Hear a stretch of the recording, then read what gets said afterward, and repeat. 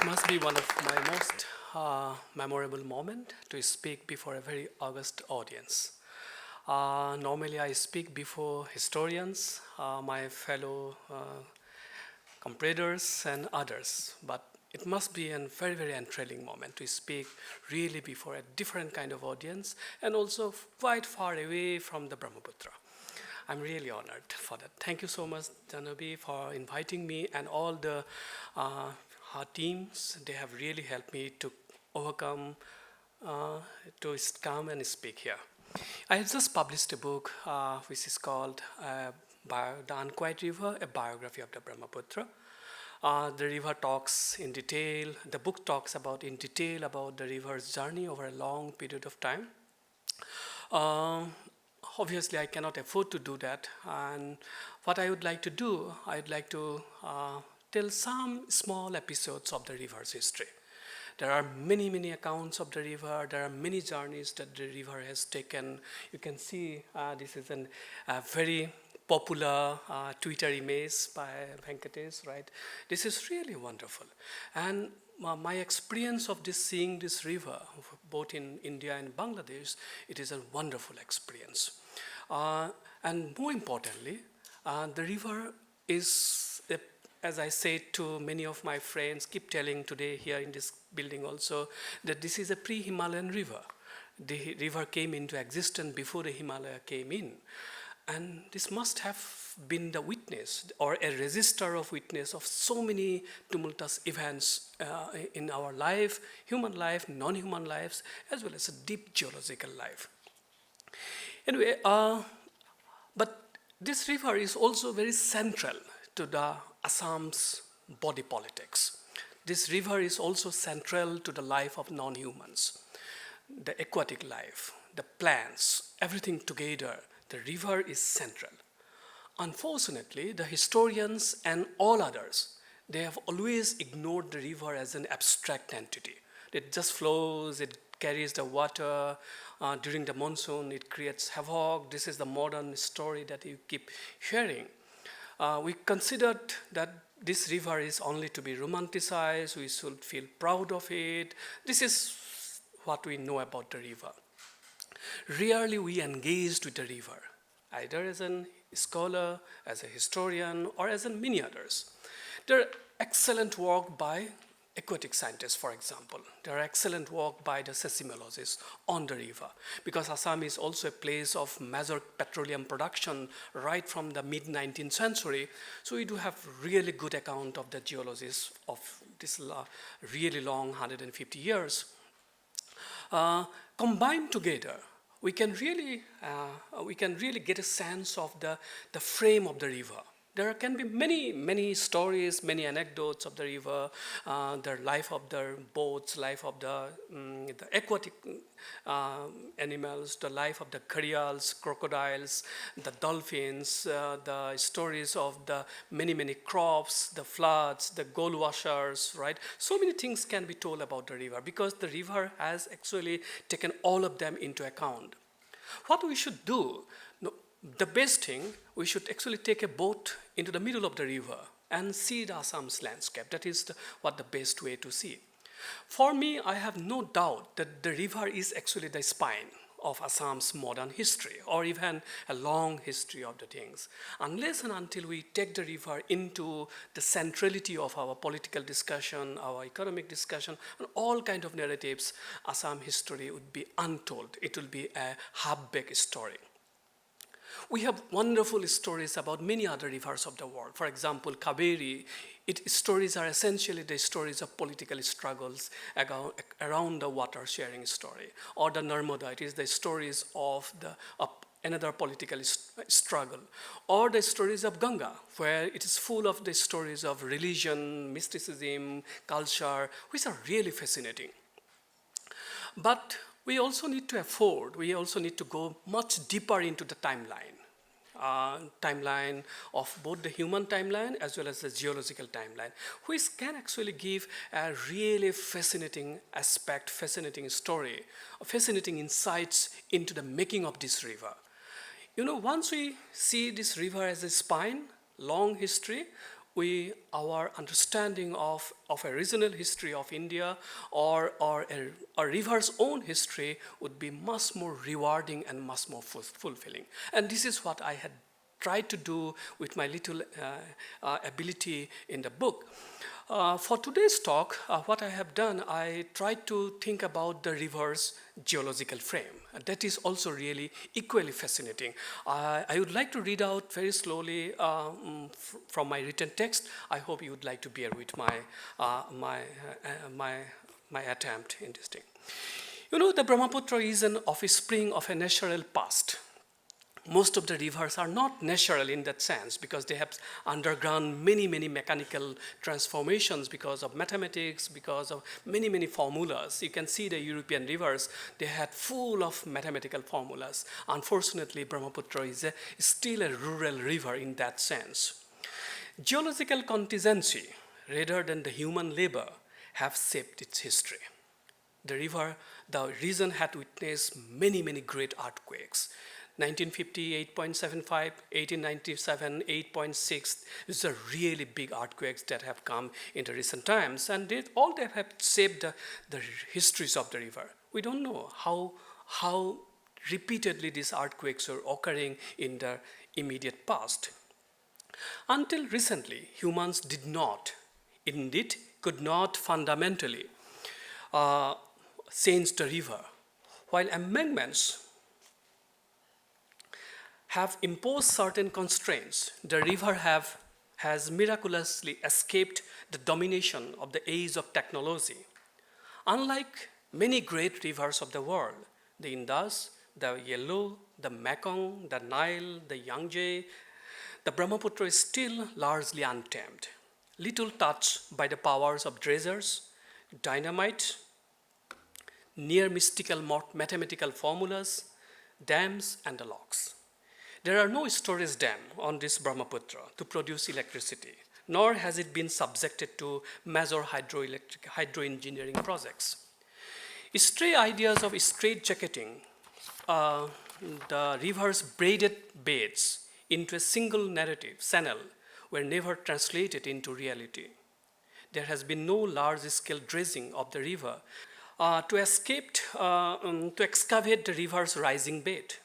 While there are dikes everywhere, the gushing floodwaters of the river break these structures regularly. Even now, only parts of the river's long course are witness to concrete houses, roads, and markets. Its banks are still covered with grasses, trees, and temporary houses. The Brahmaputra is thus still deeply embedded in the idea of wilderness, essentially remaining a rural river, what I have said just before.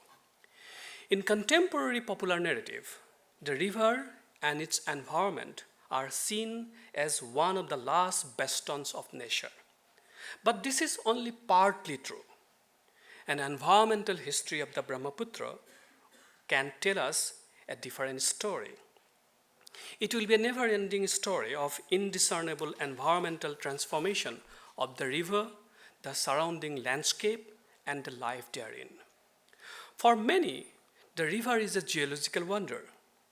Its Himalayan journey through much of Tibet, then India and Bangladesh, is an ever-evolving narrative of geological adventures.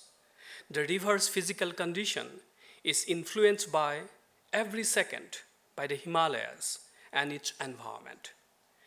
It is not one of the longest rivers of the world, but drains more than 700,000 square kilometers of area. The Mekong and the Nile travel a much longer distance. During the monsoon, the Brahmaputra's swelling waters become violent and unpredictable. Its waters spread as far as the eye can see. Both the Ganga and the Brahmaputra together discharge the highest volumes of water of the world's rivers. The Brahmaputra supplies at the rate of approximately 20,000 cubic meters per second to the Bay of Bengal. In comparison, the Indus supply only 1/3 of its to the Arabian Sea. The Brahmaputra, however, can be lethargic during the dry winter months. Of the rivers of the world, Only 16 carry more than 100 million tons of sediment to the sea, and the Brahmaputra ranks as one of the highest amongst them. The river, however, does not derive its greatness from these figures alone. These figures are also part of the river's own dynamics. Within a complex ecosystem, the river occupies a preeminent position. It is also deeply intertwined with the life and times of the humans and the non-humans. In the 21st century, the Brahmaputra and its floodplains are home to millions of humans and non-humans as well. The human solidarity with the river evolved over millennia.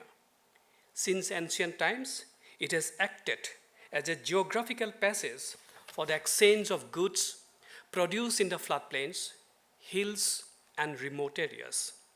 However, it has also caused great devastation through annual floods. So while humans have adapted to the wave and flow of the river, they have also attempted to control it with limited success, however. The people who made the floodplains their home tried to adjust their rhythm of their life to the tune of the river. That's why people have become amphibious. They can live both in the water and the land with same comfort and same confidence. For centuries, farmers, fishermen, graziers, traders, soldiers, they all learned the art of adaptation to the ebb and the flow of the river.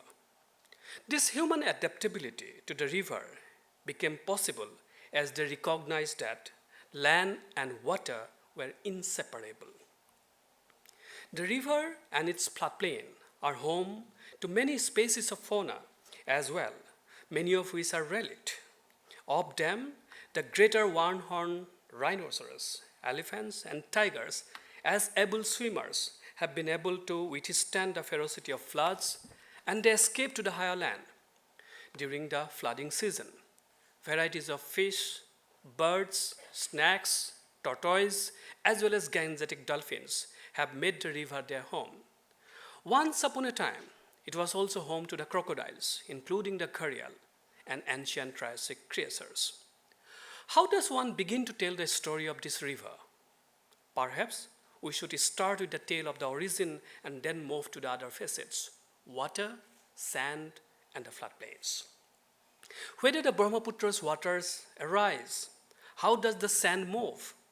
Is it the life on the land surrounding the river dependent on the water or on the sand? What happens when the river receives more water than it can carry?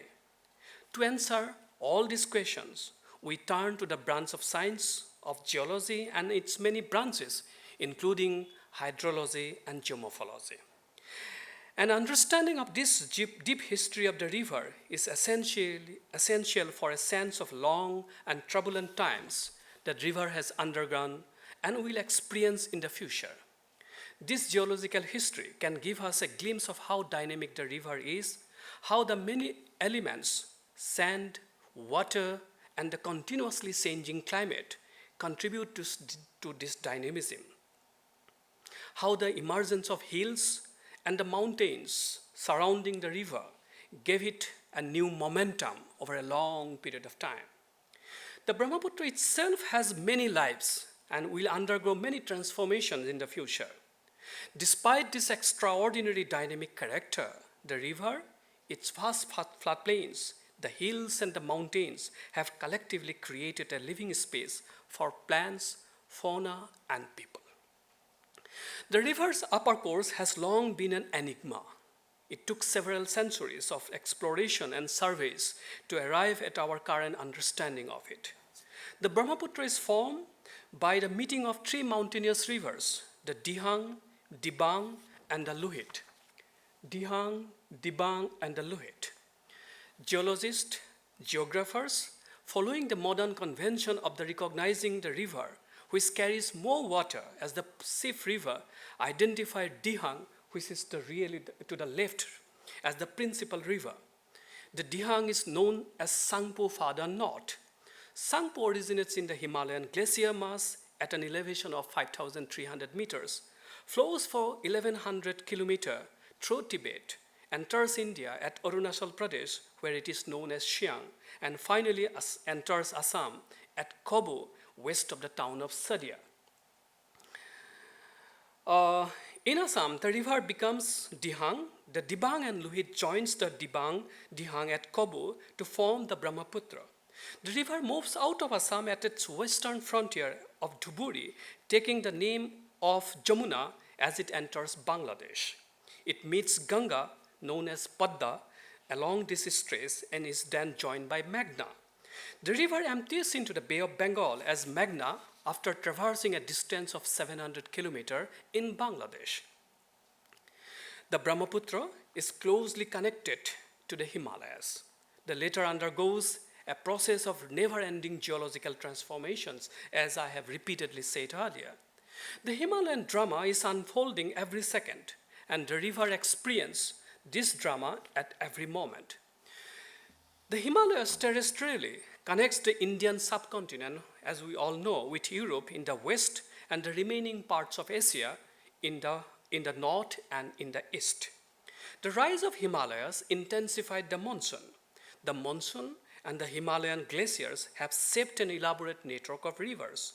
Many believe these mountains act as a transition zone or bridge, aiding the exchange of biotas between the south and the north. The Himalayas are also recognized as intercontinental biological highway. This was the result of geobiological consolidation of the Himalayan ecosystem and associated biotic exchanges. The Brahmaputra, as a product of this Himalayan drama, acquires an unique status within South Asia and globally. All this will become clear as we trace the profound geological history of the river. The river is truly ancient. It was present when Himalayas began to rise. The Brahmaputra has existed since millennia, but looked very different from its current form. Geologically, it has taken many shapes and undergone many layers of transformation. Geologists and geographers are continuously adding to their narrative to the river's evolving history. Most geologists believe that in the middle late Eocene, which is roughly 47.8 million to 38 million of years ago, the Sangpo drained into Irrawaddy in Myanmar through the great band of the Himalayas in the east, known as the Eastern Himalayan Syntax. It then flowed into the Andaman Sea, as is the case with several other major rivers of Southeast Asia. The piracy of the Sangpo in the early Miocene, which is roughly 23 million to 5.3 million years ago, by what can be termed as the early Brahmaputra, caused it to break away from the Irrawaddy and execute an U-turn to take a course leading to the Bay of Bengal. Thus, the river's approximate course, continuing to the present day, can be said to have been set during that period of time. A change in the river's course occurred between 11.6 million to 5.3 million years ago during the late Miocene time, when the Meghalaya or the Shillong Plateau was altered. Geologists believe that the uplift along the edge of Assam Shelf, which is the Meghalaya, resulted in the river's current course around the north side of the Shillong Plateau and to the south of Bay of Bengal. What blocked the far southern flow of the Brahmaputra? Geologists point to the rise of the Bareil range of the hills as an obstruction to this southern movement. Geologists also believed in the existence of a paleo-channel of the Brahmaputra. This paleo-channel flowed from the upper reaches of the Sadia, you can see in this black direction, near the eastern corner of modern Assam at the eastern Himalayan syntaxes. This paleo-channel drained Upper Assam, but then traversed the Meghalaya hills, far south of the current course, reached the eastern part of Sylhet in the present-day Bangladesh, and then entered the sea. The geological transformation of the Indian subcontinent took place over a long geological period. Geologists identify two broad stages of this evolution. The first stage, which covered the entire Precambrian age, roughly 4,600 to 540 million years ago, was that of growth and stabilization of Indian landmass. During the second stage of this evolution, the stabilized Indian subcontinent underwent considerable reconstitution. This finally produced its present-day peninsular geomorphology and tectonic character, as we know. Around 225 million of years ago, India was a large island situated off and connected to the Australian coast and separated from Asia. While this process was underway, the birth and growth of the Himalayas was also in its progress. It must have been an extraordinary geological event which can be hardly imagined through a historian's lens. To put it simply, the Himalayan mountain range and the Tibetan plateau were the result of the collision between the Indian and Eurasian plates, which began 50 to 40 million years ago. The collision of India with Asia caused the Eurasian plate to crumple and override the Indian plate. The rocks of the Indian subcontinent went beneath Eurasia. This great collision pushed up the Himalayas and the Tibetan plateau to their present heights. As the Himalayas achieved their full height, the rivers draining the southern slope, the Brahmaputra and its system, vigorously eroded rocks, producing enormous amount of sediment, which had to be taken to the sea. A long, narrow strand was formed in front of the mountain into which the Brahmaputra now flowed, taking a westerly direction. This is the birth history of modern Brahmaputra. The valley took its shape as sediments from the rising Himalayas and the southern hills were deposited and rose rapidly. By 2 million years ago, the valley was raised to such an extent that the river was unable to carry its entire load to the sea. The sediments were now deposited within the channel. Scientists believed that this process helped develop the braided patterns of the Brahmaputra, though they are not sure how old this pattern is. The Brahmaputra's westward flow was paralleled by the evolution of a network of great tributaries. Several south-flowing rivers like Subansiri, Manas, Javaroli, Shankos, hitherto flowing independently, they became tributaries of the Brahmaputra. From the east and the south, it now received streams rising in the newly uplifted Patkai, Naga, and the Meghalaya hills. The relatively narrow Brahmaputra valley is surrounded by the Himalayas in the north, Missimi Hills in the northeast, Naga Hills in the east and the southeast, and the Shillong Plateau in the south. The evolution of the Brahmaputra Valley during the last 2 million years is a complex process of elevation of the foreland depression between the Himalayas in the north and the Shillong Plateau in the south. The Patkai, Naga, and Arakan Hills, flanking the eastern and the southeastern part of the valley, do not attain an elevation higher than 300 meters. These are really short, they are not very tall hills. This set of hills separates the valley from those of the Irrawaddy and the Sinwin of Myanmar. It was the rise of these hills that prompted the south-flowing Brahmaputra to take the present westward route. The Shillong Plateau in the valley's south consists of a range of broken hills. This plateau is tectonically part of the Indian peninsular shield. These low ranges, rarely going above 2,000 meters, have never been an obstacle in the movement of people. The breaking down of the Shillong Plateau began in the mid to the late Miocene period. This was followed by periodic tectonic and climatic changes. There are numerous other lower hills which scattered in the southern part of the valley. Geologists confirm that they are outlying portions of the Shillong Plateau. From the high mountain ranges, the river makes a fine spectacle. During the monsoon, if one flies above the river, it looks like a lake.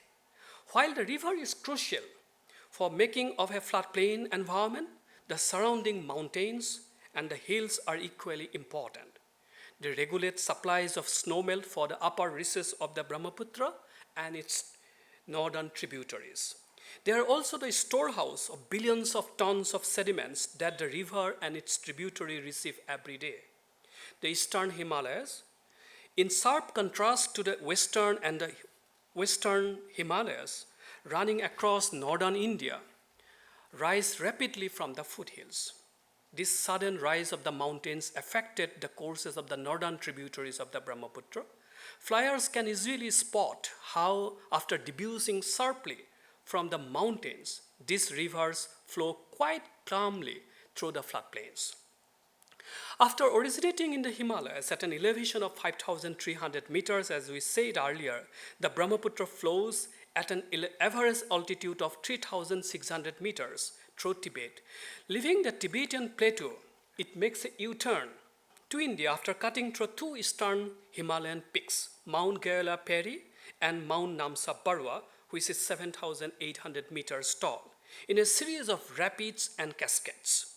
At the Namsa Barwa Gorge, which lies at the eastern end of the Himalayas and whose geological importance is unfolding every day, the rivers fall abruptly and finally descends to a mere 120 meters. You can see suddenly it drops and comes to only 120 meters at Sadia, soon after becoming the Brahmaputra.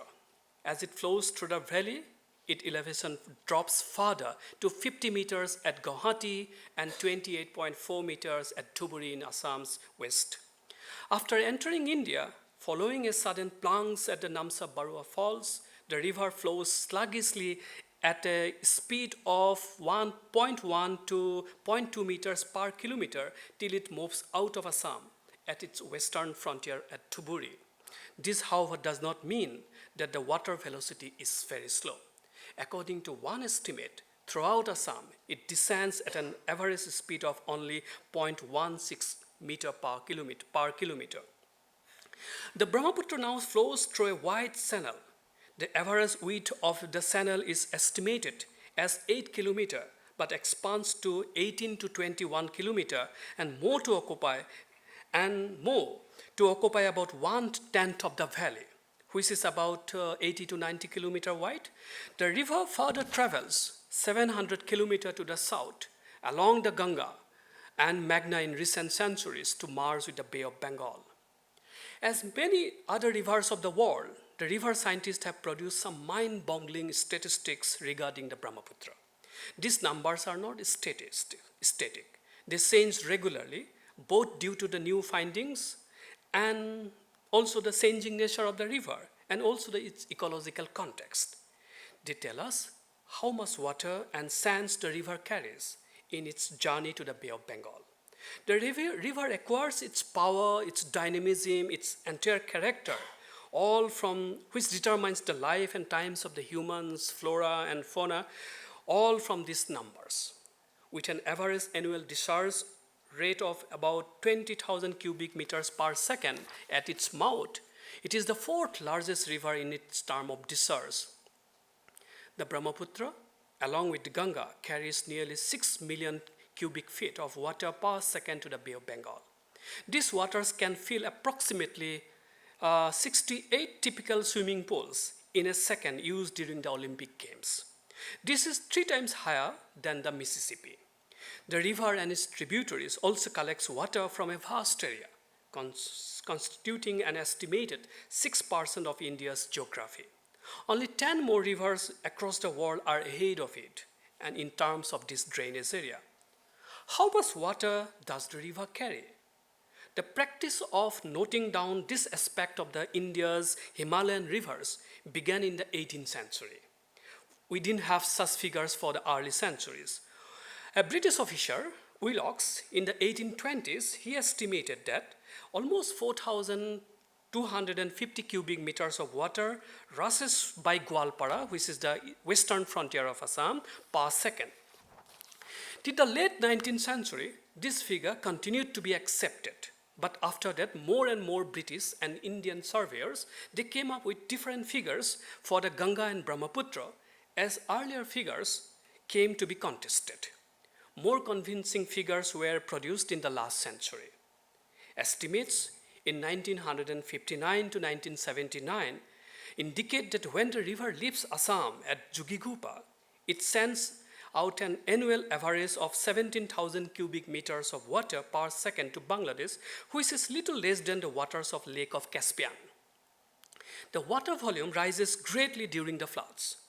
1969 estimates claim that The river in its lower reaches carries more than 70,000 cubic meters of water per second during the floods. Estimates of 1979 figured out that on an average, close to 28,000 mega cubic meters of water passes through Pandu, which is in Guwahati. Of this, the monsoon months, May through October, account for four-fifths of the mean annual flow at Pandu, with February being the leanest month. It comes down low. This water moves at a different speed. According to one estimate done in May 2003, near Guwahati, the water flowed at a speed of 1 meter per second, while in November it began to slow down further to 1/10 of its previous speed. To the west, at Dhuburi, the speed remained the same for both the months, at 1 meter per second. The river primarily has fresh water, but there has also been reports of a tidal effect near its western frontier. The waters of the river are clear in Tibet, as little sediment is found there. As the river enters Assam, its waters do not look blue, but mud-colored. Behind this muddy appearance is the statistical numbers that the Brahmaputra ranks among the leading sediment-transporting rivers of the world, along with Ganga, Yellow, and Amazon, carrying the highest quantity of sediment to the ocean. The drainage basin of the Brahmaputra contains very young and unweathered sedimentary rocks. Of the enormous quantity of sediment carried by the Brahmaputra, annually 1 billion tons are composed of clastic cement, silt, and fine sand composed of chunks of rocky elements and 100 million tons of dissolved matter. Most of these sediments come down from the widely distributed geographies of the eastern Himalayas because of varied reasons. The river is like a massive conveyor belt, carrying water, sediment from the world's greatest mountain system into the Indian Ocean. These statistics are estimated only in the second half of the 20th century. One of the first such studies estimated that the values for the year 1955, when the Indian government began collecting such information, it concluded the river carries an annual average suspended load of 402 million metric tons at Guwahati. During monsoon, the river carries on an average 2.1 million metric tons of sediments per day near Guwahati. This is really huge number. The standard opinion is that both the Brahmaputra and the Ganga carries approximately 13 million tons of suspended sediment per day during the floods. The combined Bengal Basin rivers deliver some 1 billion tons of suspended sediment a year to the Bay of Bengal. Suspended load on the Brahmaputra in Bangladesh is as high as 13 million tons per day during the floods. Sediment from the Ganga and the Brahmaputra has created layers of soil more than 10 to 20 kilometers deep in the Bay of Bengal. Fairly accurate estimate of these figures was possible due to the imaginative use of very advanced mathematical modeling and facilities provided by the recent development in space technology. Yet, we still do not know many vital parameters. For instance, bedload transport, which is to understand in gauging the fluvial sediment load in the river. The large discharge and the heavy sediment load cause the rivers to be extremely unstable. The river is extremely fickle-minded, with the channels constantly migrating laterally. For long, it was argued the Brahmaputra received such an extraordinary volume of sediments due to deforestation and human actions such as agriculture in the upstream areas of the river's catchment belt. Recent research, however, suggests otherwise. The primary cause of this heavy sedimentation is the denudation of the eastern Himalayas over the last 2 to 3 millions of years at the rate of 3 centimeters per year.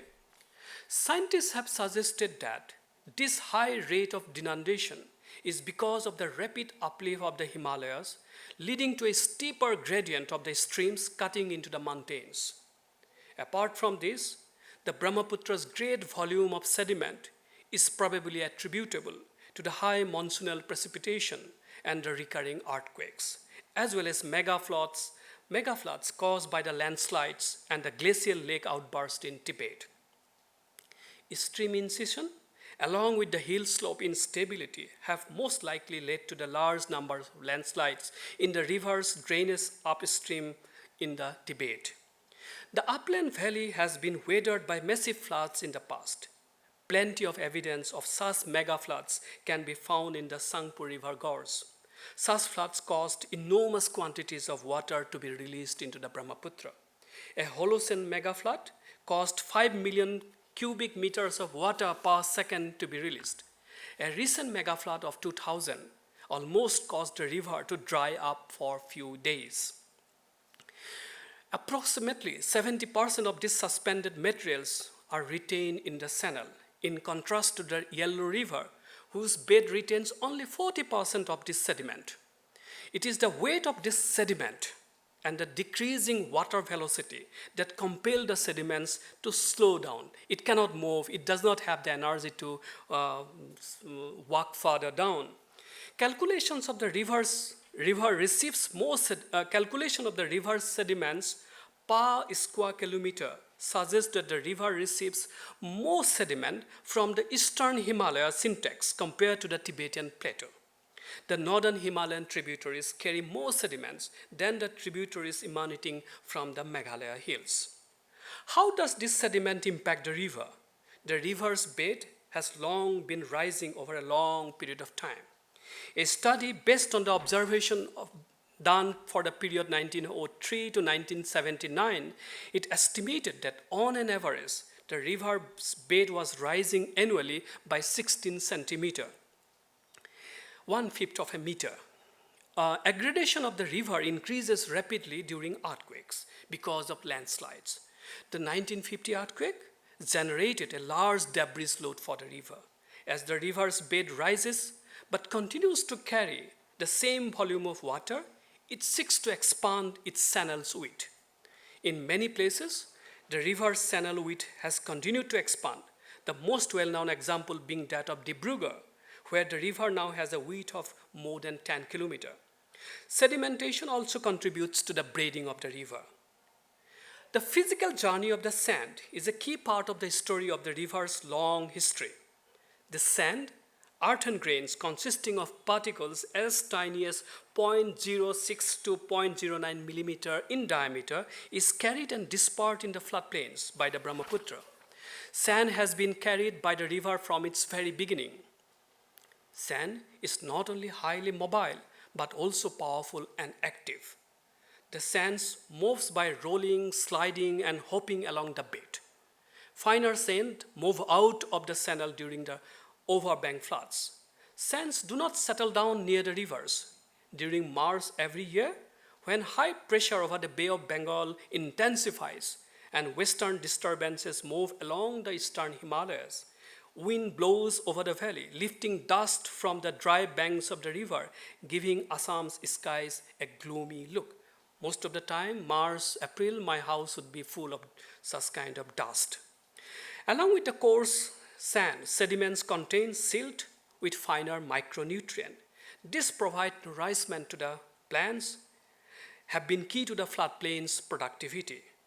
But coarse sand-filled soil, with its low clay content, low organic matter, low capacity to retain water, negatively impacts the productive capacity of the soil. The sand transported by the river is deposited quickly, while the silt is carried on till the slackening of the current allows it to settle down, fertilize the floodplains. Why does Brahmaputra carry so much silt and sand, but not clay? The standard explanation is that Brahmaputra's water passes through young and unweathered sedimentary rocks, having little clay. It is also believed that these sediments have a high water content and are hence loosely compacted. The balance between sediment and transport capacity and sediment supply is very delicate. In a year of abnormally heavy floods, the supply of a small overcharge of sediment leads to deposition and aggradation. The sediments settle down quickly and form islands. known as shores, as the flow of current drops in the post-monsoonal months. The Brahmaputra, a part of the global water circle, is always on the move. Like many other rivers, it is alive, angry, intense, and fickle-minded, sometimes volatile, and at other times peaceful.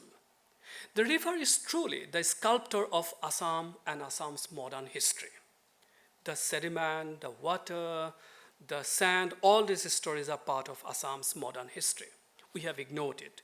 The Brahmaputra's historical identity is inescapably connected to both human and natural actions.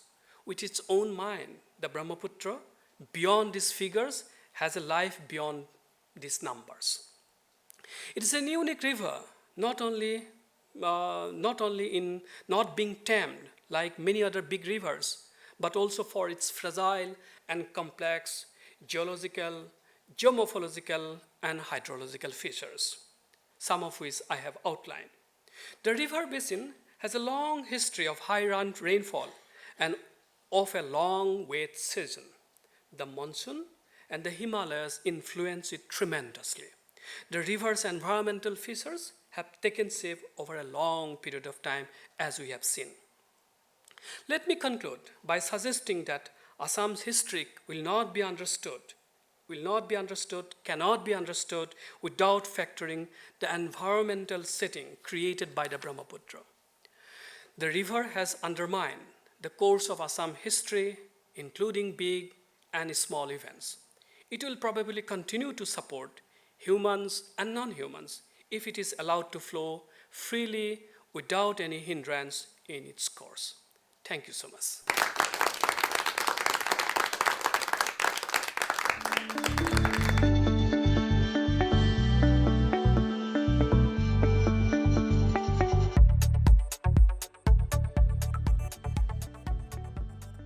So now it is important to create really a vibrant democracy.